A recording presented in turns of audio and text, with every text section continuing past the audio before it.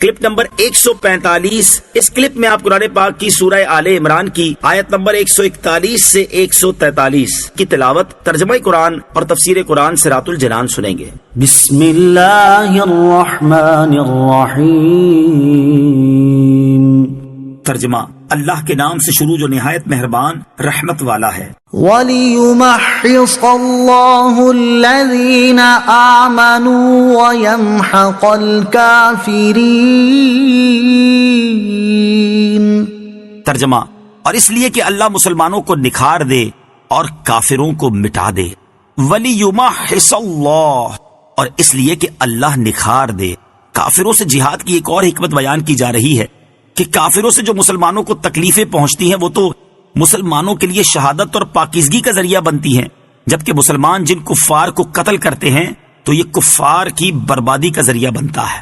ام حسبتم ان تدخلوا الجنة ولما يعلم الله الذين جاهدوا منكم ويعلم الصابرين۔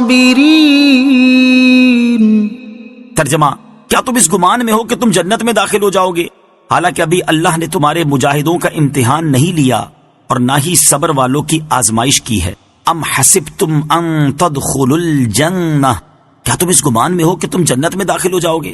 یہاں مسلمان پر آنے والی آزمائشوں کی حکمت کا بیان ہے کہ اللہ تعالیٰ کی طرف سے اگر تمہیں آزمائشیں آتی ہیں تو اس پر بے قرار اور حیرت زدہ ہونے کی ضرورت نہیں کہ ہم تو مسلمان ہیں، ہمیں اللہ تعالیٰ کیوں تکلیفوں میں مبتلا فرما رہا ہے۔ یاد رکھو کہ تمہارا امتحان کیا جائے گا، تمہیں ایمان کی کسوٹی پر پرکھا جائے گا کہ اللہ عز و جل کی رضا کے لیے کیسے زخم کھاتے اور تکلیف اٹھاتے ہو اور کتنا ثابت قدم رہتے ہو۔ تھوڑی سی تکلیف پر چلا اٹھنا اور دہائی دینا شروع کر دینا ایمان والوں کا شیوا نہیں۔ جنت میں داخلہ مطلوب ہے تو ان آزمائشوں پر پورا اترنا پڑے گا، اللہ عز و جل کی راہ میں قربانی دینا پڑے گی اور ہر حال میں ثابت قدمی کا مظاہرہ کرنا پڑے گا۔ زباں پہ شکوے رنج و الم لایا نہیں کرتے، نبی کے نام لیوا غم سے گھبرایا نہیں کرتے۔ اس میں ان لوگوں کو سردنش تنبیہ ہے جو احد کے دن کفار کے مقابلے سے بھاگے تھے۔ نیز اس آیت کو سامنے رکھ کر ہمیں اپنے اعمال اور اپنی حالت پر بھی غور کرنا چاہیے کہ اگر ہمیں راہ خدا میں اپنا مال یا وقت دینا پڑے تو ہم اس میں کتنا پورا اترتے ہیں۔ افسوس کہ ہماری حالت کچھ اچھی نہیں، فضولیات میں خرچ کرنے کے لیے پیسہ بھی ہے اور وقت بھی، لیکن اللہ عز و جل کی راہ میں خرچ کرتے وقت نہ پیسہ باقی رہتا ہے اور نہ وقت۔ تنبیہ، آیت میں علم کا لفظ ہے، یہاں اس سے مراد آزمائش کرنا ہے۔ وَلَقَدْ كُنْتُمْ تَمَنَّوْنَ الْمَوْتَ مِنْ قَبْلِ أَنْ تَلْقَوْهُ فَقَدْ رَأَيْتُمُوهُ وَأَنْتُمْ تَنْظُرُونَ۔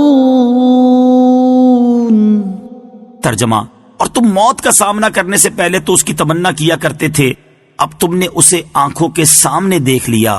وَلَقَدْ كُنْتُمْ تَمَنَّوْنَ الْمَوْتَ، اور تم موت کی تمنا کیا کرتے تھے۔ جب بدر کے شہداء کے درجے اور مرتبے اور ان پر اللہ تعالیٰ کے انعام و احسان بیان فرمائے گئے تو جو مسلمان غزوہ بدر میں شریک نہ ہوئے تھے انہیں حسرت ہوئی اور انہوں نے آرزو کی کہ کاش کسی جہاد میں انہیں حاضری میسر آئے اور شہادت کے درجات ملے۔ انہی لوگوں نے حضور سید المرسلین صلی اللہ تعالی علیہ وسلم سے احد پر جانے کے لیے اصرار کیا تھا۔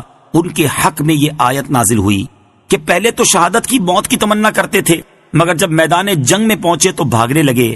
یہ کیا ہے؟ یہ گویا ان کی تفہیم ہے، یعنی انہیں سمجھایا گیا ہے۔